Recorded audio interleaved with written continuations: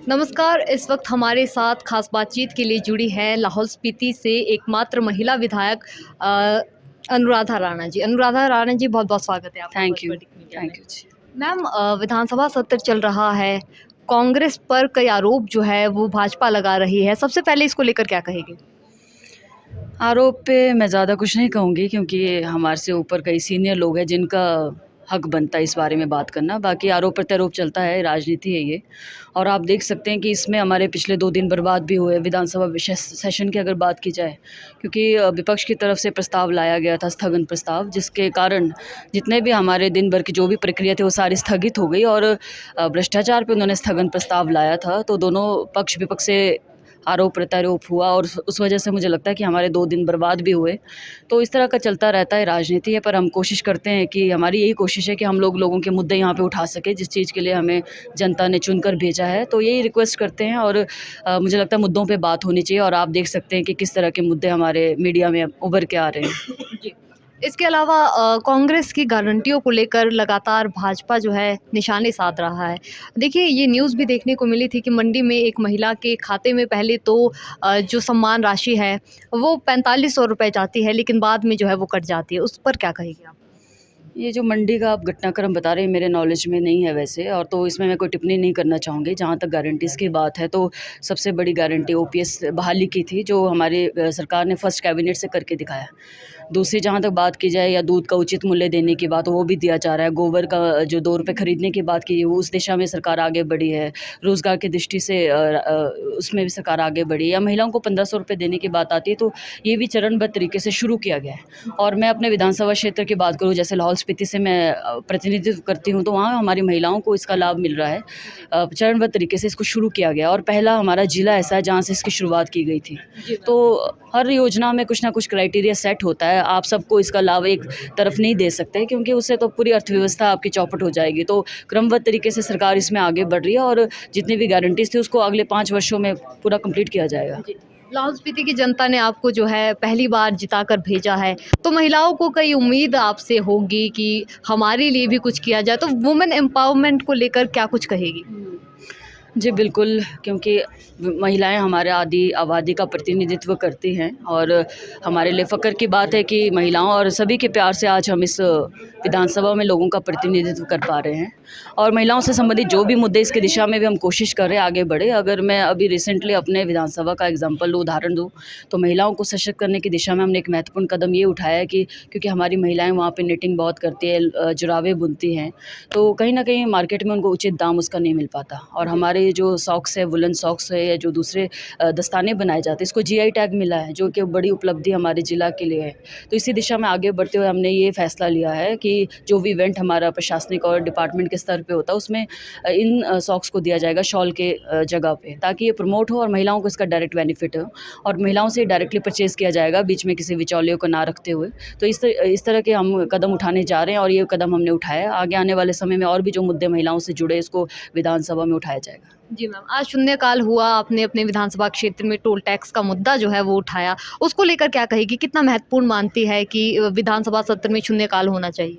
हाँ, बिल्कुल, हम स्पीकर साहब का विशेष धन्यवाद करते हैं कि उन्होंने एक ऐतिहासिक कदम उठाया है। शून्यकाल जो लोकसभा के तर्ज पे हमारे विधानसभा में भी शुरू हुआ और आधे घंटे के कार्यकाल में, मतलब समय में, हमें भी मौका मिल जाता है अगर हमने अपने क्वेश्चंस या अपने टॉपिक जो है सबमिट किए हों। तो मुझे खुशी है कि इसकी शुरुआत मेरे अपने क्वेश्चन से हुई थी, जो हमने टोल टैक्स से संबंधित मुद्दा उठाया था। ये टोल टैक्स दोलू नाला जो मनाली सब डिवीज़न में, उससे संबंधित है। और सभी जानते हैं, सबने देखा भी है, माननीय हमारे जो केंद्रीय मंत्री हैं नितिन गडकरी जी संसद में 2 बार ऐलान कर चुके हैं कि 60 किलोमीटर के दायरे में आपके 2 टोल टैक्स नहीं हो सकते। तो कम से कम 60 किलोमीटर का दायरा आपको टोल टैक्स के लिए चाहिए होता है, दूसरा स्थापित करने के लिए। जहाँ तक 4 लेन की बात है, आप देख सकते हो कि पिछले 2 सालों में 4 लेन की क्या हालत है। अभी वो 4 लेन ढंग से बना भी नहीं है, तो टोल टैक्स वसूलने की तैयारी पूरी की जा रही है। तो ये ध्यान आकर्षित करने के लिए हमने सदन में मुद्दा उठाया। और साथ ही जो नेक्स्ट हमारा टोल टैक्स पड़ता है वो टकोली में पड़ता है, जो कि 60 किलोमीटर के कम के दायरे में। तो इसीलिए हमने सदन का ध्यान इस ओर आकर्षित करवाया कि क्योंकि हमारे लाहौल स्पीति या मनाली कुल्लू के लोगों का आना जाना एक दिन में कई बार होता है ऊपर नीचे, तो कितनी बार वो टोल टैक्स देते रहेंगे, जो कि बिल्कुल कानून की धज्जियां उड़ा रहा है एक तरह से, जिसका माननीय हमारे केंद्रीय मंत्री ने खुद इसको सदन में कहा है।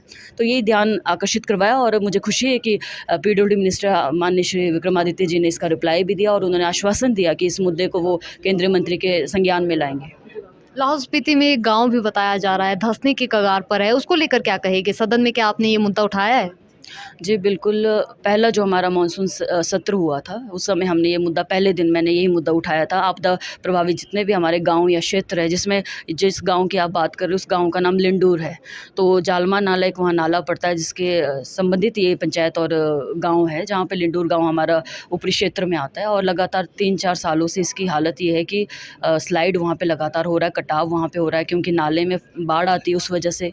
तो इसके दिशा में भी कई बार वहाँ पे जीएसआई और आईआईटी टीम विजिट कर चुकी है और उन्होंने अपनी रिपोर्ट्स भी सबमिट की हैं।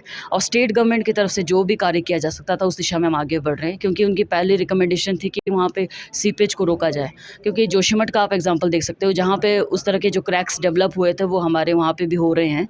लोग अभी रहने को वहीं पे मजबूर हैं, अभी लोग वहीं रह रहे हैं, क्योंकि अभी ज़मीनों का तो बहुत नुकसान हो गया, लोगों का खेतों का लगातार स्लाइड होता है। तो इस दिशा में हमने पहले ही विधानसभा सत्र में सवाल उठाया था और इसका भी एक सिस्टम होता है कि आपने पिछले विधानसभा में जो मैटर उठाया वो आप फिर से इतने कम समय में नहीं उठा सकते। पर उसमें जो भी हमें आश्वासन सरकार की तरफ से दिया गया था उससे हम एक तरह से सेटिस्फाइड भी हैं। प्रदेश सरकार ने डिज़ास्टर के अंतर्गत हमें फंड्स के द्वारा सहायता भी की और हमने वहाँ पे सीपेज को रोकने के लिए कार्य किया। स्प्रिंकलर सिस्टम लोगों को दिया गया ताकि पानी का कम से कम रिसाव हो, और लोगों ने खेती भी की, क्योंकि लोगों का डिपेंडेंसी का एकमात्र स्रोत खेती है, तो लोगों का खेती करना बिल्कुल जायज़ है। और जहाँ तक रिहैबिटेशन की बात आती है, क्योंकि ऐसा भी हो सकता है जैसे जोशीमठ में हुआ, लोगों को रिहैबिटेट करने की नौबत आई, तो हम ये देख सकते हैं कि आने वाले समय में लिंडूर में भी ऐसा हो सकता है। तो इस दिशा में भी हम आगे बढ़ रहे हैं, जैसे इसमें जो भी फॉर्मेलिटीज़ होती है, क्योंकि इसमें सबसे बड़ा रोड़ा एफसीए है, फॉरेस्ट कंजर्वेशन एक्ट 1980 वाला। तो इस दिशा में हमने पहले भी सदन में मुद्दा उठाया था कि केंद्र सरकार से इस दृष्टि से रियायत मिलनी चाहिए, क्योंकि केंद्र का कानून है और कानून इतना कड़ा है कि आप 1 इंच भी भूमि किसी को बिना फॉरेस्ट क्लियरेंस के नहीं दे सकते, फॉरेस्ट कंजर्वेशन एक्ट में। और जब इस तरह की आपदा होती है, आप समेज का एग्जांपल देख लो या पूरे हिमाचल में अदर डिस्ट्रिक्ट का एग्जांपल देख सको, बेशक हमारी सरकार ने कहा कि 2 बिस्वा उनको ज़मीन दी जाएगी घर बनाने के लिए, पर ड्यू टू एफसी एक्ट हम वो ज़मीन नहीं दे पा रहे हैं। तो इसमें हम यही केंद्र सरकार से यही रिक्वेस्ट करते हैं कि इसमें संशोधन होना अति आवश्यक है, क्योंकि एफसी इतना कड़ा कानून बना दिया गया है और इसमें संशोधन वैसे हुआ भी है। और नेशनल इंटरेस्ट में जो भी प्रोजेक्ट बनते हैं, चाहे हाइडल प्रोजेक्ट हो चाहे बड़े बड़े प्रोजेक्ट हो, उसमें तो एफसी बड़ी आसानी से मिल जाता है। ये मैंने पहले विधानसभा अपने संबोधन में भी कहा था। पर जहाँ लोगों के रिहैबिटेट करने की बात आती है, क्योंकि हमारे स्पीति से ग्यू गांव का केस पहले भी सेंट्रल गवर्नमेंट को गया है, बट वो मिनिस्ट्री ऑफ एनवायरनमेंट से उसको रिजेक्ट कर दिया गया था ड्यू टू एफसीए। तो वही सवाल हमने पहले अपने संबोधन में भी कहा था कि बड़े बड़े जो विनाशकारी प्रोजेक्ट हमारे बनते हैं, जिससे आपदाएँ आती है, उसको एफसी क्लियरेंस बड़ी आसानी से मिल जाता है, चाहे वो बड़े बड़े कॉर्पोरेट्स की बात हो, बड़ी बड़ी कंपनियों की बात हो।